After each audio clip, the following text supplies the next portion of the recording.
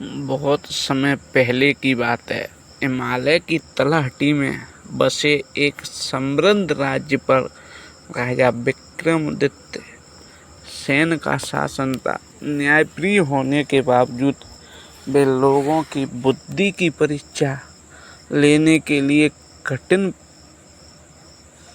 प्रश्न पूछा करते थे। एक दिन एक सैनिक युवक को पकड़कर दरबार में लाया। उसका नाम था आर्यन।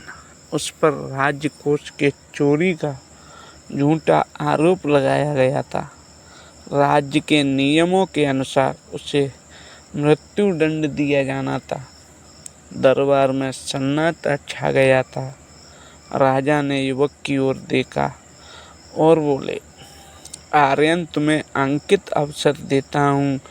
यदि तुम मेरे एक प्रश्न का सही उत्तर दे दोगे तो तुम्हारी सजा माफ कर दी जाएगी। युवक ने हाथ जोड़कर कहा, महाराज, प्रश्न पूछिए।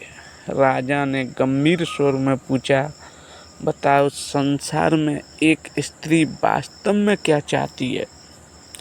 सारा दरबार एक दूसरे का चेहरा देखने लगा। आर्यन भी चुप रह गया। कुछ देर बाद उसने कहा, महाराज, मुझे उत्तर खोजने के लिए 1 महीने का समय चाहिए। राजा ने अनुमति दे दी। अगले ही दिन आर्यन यात्रा पर निकल पड़ा। वह गांव-गांव घूमता, लोगों से पूछता, एक स्त्री सबसे अधिक क्या चाहती है?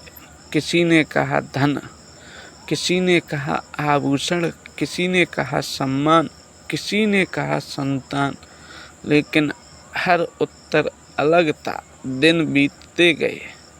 समय समाप्त होने में केवल 3 दिन बचे थे।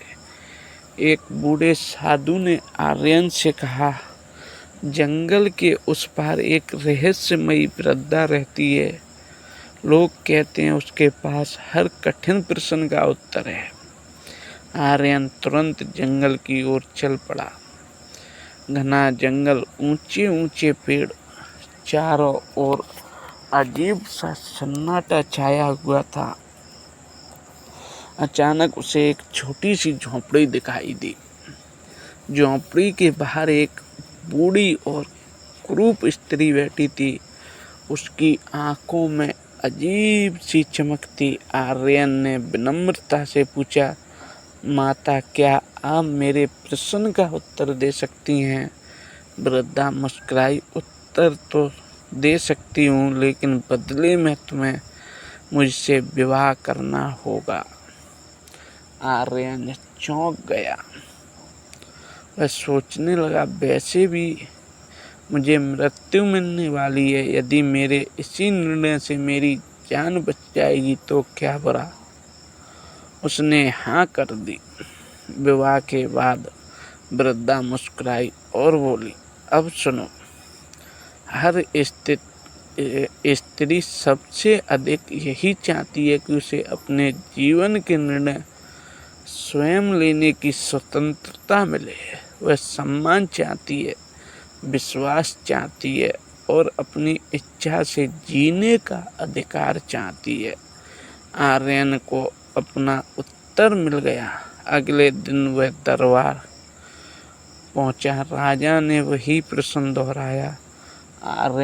आर्यन ने शांत स्वर में कहा, महाराज, हर स्त्री अपने जीवन का निर्णय स्वयं लेना चाहती है। वह बंधन नहीं, सम्मान और स्वतंत्रता चाहती है। पूरा दरबार तालियों से गूंज उठा। राजा मुस्कुराए, तुम्हारा उत्तर बिल्कुल सही है। आज से तुम निर्दोष हो। लेकिन कहानी यहीं समाप्त नहीं हुई। उस रात आर्यन अपने घर पहुंचा। वृद्धा ने मुस्कुराकर कहा, तुमने अपना वचन निभाया। अब मैं तुम्हें एक और वरदान देती हूँ। अचानक पूरा कमरा प्रकाश से भर गया। वृद्धा एक अत्यंत सुंदर युवती के बदल गई। आर्यन आश्चर्य से उन्हें देखने लगा। युवती बोला, मैं एक श्राप से बंधी हुई थी। जो पुरुष मेरे निर्णय का अधिकार देगा वही मुझे इस श्राप से मुक्त करेगा। फिर उसने कहा, अब तुम्हें एक और निर्णय में है, मैं दिन में सुंदर रहूं और रात में साधारण, या दिन में असाधारण रात में सुंदर। आर्यन कुछ देर मुस्कुराया, फिर बोला, यह निर्णय तुम्हारा है, तुम जैसे रहना चाहो वैसे रहो। तुम्हारी खुशी ही मेरे लिए सबसे बड़े सौंदर्य। युवती की आंखों से आंसू बह निकले। वे बोले, आज पहली बार किसी ने मुझे अपनी इच्छा से जीने का अधिकार दिया है। मैं हमेशा ऐसी ही रहूंगी। दोनों का जीवन प्रेम और विश्वास से भर गया। तो दोस्तों, इस कहानी से आपको क्या सीखने को मिला कमेंट करके ज़रूर बताएं। आपका अपना यूट्यूब चैनल हरेंद्र